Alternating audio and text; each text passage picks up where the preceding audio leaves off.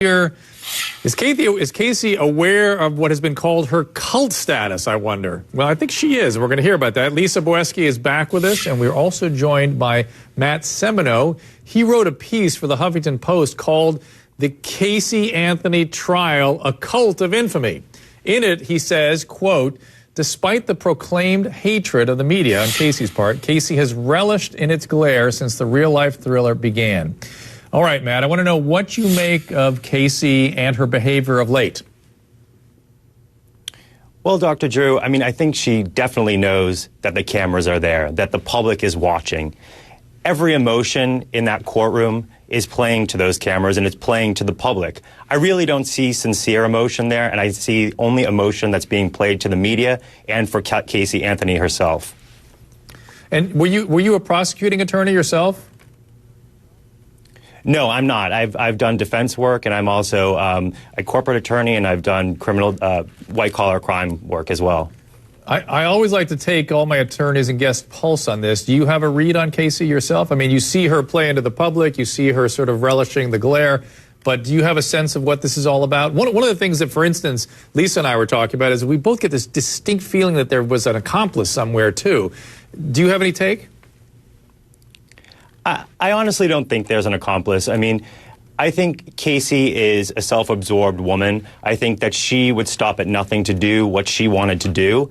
And she very much premeditated all the actions in this case, all the actions towards Kaylee. And she covered up her steps. She didn't do it in a very good manner. And now she's facing the consequences of it. And I think the tears that she's shedding in court are not, one, only for the media, but also for herself. She shows no remorse towards her daughter. So it's really a perplexing situation, and I think that's why the public is so captivated by this story, because it seems as though, how could this woman who has a child not even care for the child, but care more about the attention that's placed on her? Well, as long as you've brought that up, I wonder if my team here could do this for me. Rather than going to the letters, I want to go to this footage of her laughing that everyone has been talking about. There's been a lot of sort of, I've heard this has been brought up to me several times in the last 24 hours or so, that in Today she was caught laughing at court at a bizarre moment where they were trying to distinguish between trash and garbage. There they are. Now watch her. I want everyone to take a good look at this, because Matt was questioning Casey's sort of the veracity of her emotions. Now here she is laughing and laughing, and she keeps covering her mouth, which is interesting, Lisa. That's sort of a sign of shame, right? She's ashamed of herself. Oh, covering again. Now maybe she just doesn't like her smile or something. That happens. But the amount of glee that she is showing here, Matt, I want to go to you. The amount of glee is almost kind of disturbing. I have a hard time.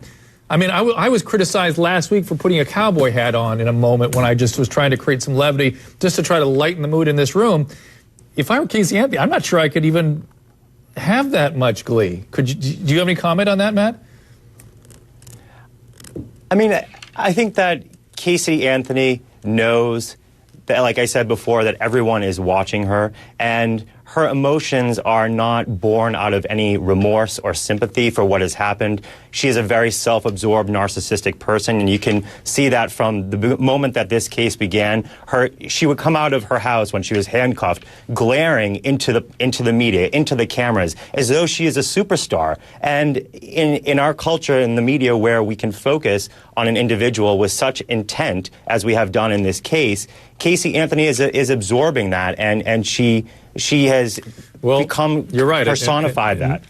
Yeah, and narcissists certainly do, they are pumped up by all that. Lisa, do you have a reaction to what Matt said? Well, I think it's a variety of things. Keep in mind, this case has been going on since 2008. She's been barraged with letters. She knows people are following her. Well, listen to this. Well, it's funny you would say that. I'm going to show you some jailhouse letters. Here's something that's interesting. She says, here's a letter. Let's put it up full screen here. It says, quote, I'm up to the thousands with positive letters and cards, meaning people love me. There are a couple of fellows who have either become infatuated with the celebrity that she has achieved. One is more hooked than the other. Is this what celebrities really have to deal with? Yikes, it's sweet in a strange sort of way.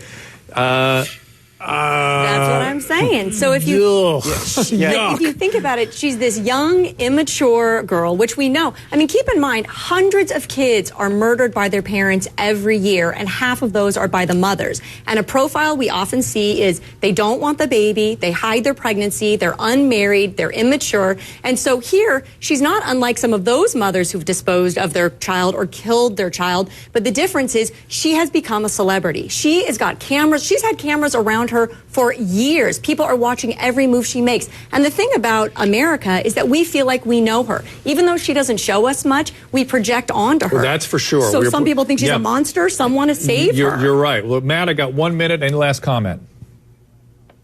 Yeah, I mean, looking at the jailhouse letters, if you read them intently, it's very obvious that Casey Anthony knows that she is a celebrity. She even talks about writing a book. She talks about all these people writing positive letters to her. And that's really what this case is about. It's how the media has transformed this woman, and she has transformed herself into a notorious